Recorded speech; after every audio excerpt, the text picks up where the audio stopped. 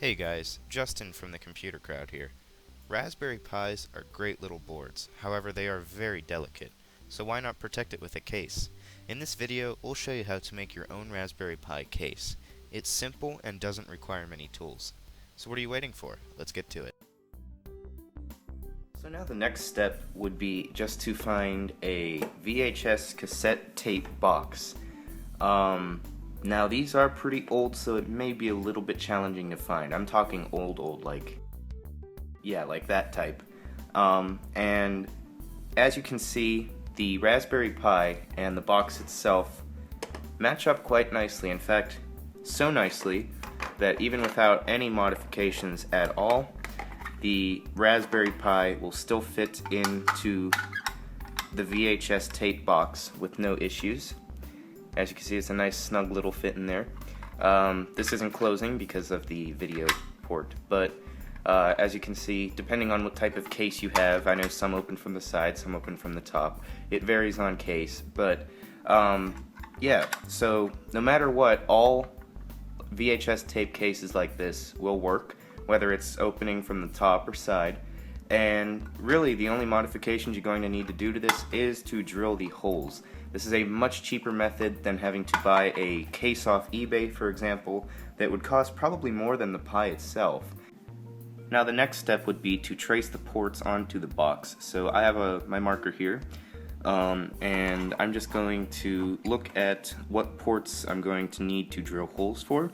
So you can see here I got my micro SD power slot. You're going to need power, so I'm just going to draw a square around there. And then I'm also going to draw a square around the SD card slot because the SD card is going to stick out a little bit.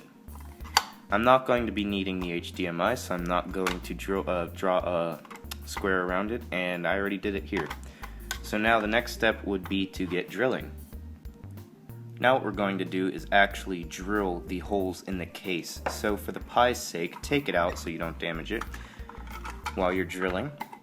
And what you're going to need to do is just look at where you drew the lines of the ports, and you're going to need to get a razor or a drill or a Dremel, whatever's easiest for you to get. Just note if you're using a razor blade, depending on the case thickness, it may be a little bit hard. So I'm going to be using a Dremel tool here, as you can see. It has just your standard average drill bit thing, and yeah, I'll be using this, and I'll be right back. I'll show you guys what it looks like when it's done.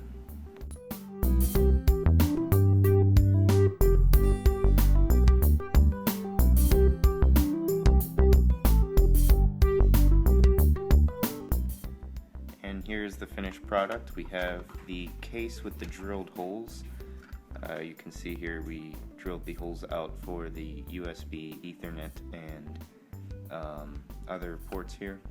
The video and the audio, these didn't go so well. You can see the video kind of got a little bit too much, but also we got a spot for the USB and then a slot for the SD card reader. I also added 3 ventilation holes right above the processor there, so that this way we can make sure that the unit stays cool while it's operating. Also, a good idea is to cut a little bit more than the size of the actual port, because just remember, whatever you may be plugging into here will probably be bigger than the port itself, so you want to leave a little extra room just in case.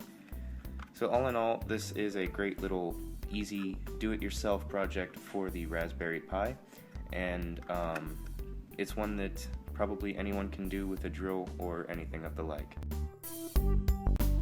We hope you enjoyed our video. If you felt it helped you, please feel free to visit thecomputercrowd.net for more tech amazingness. Thecomputercrowd.net is a great organization dedicated to all things tech.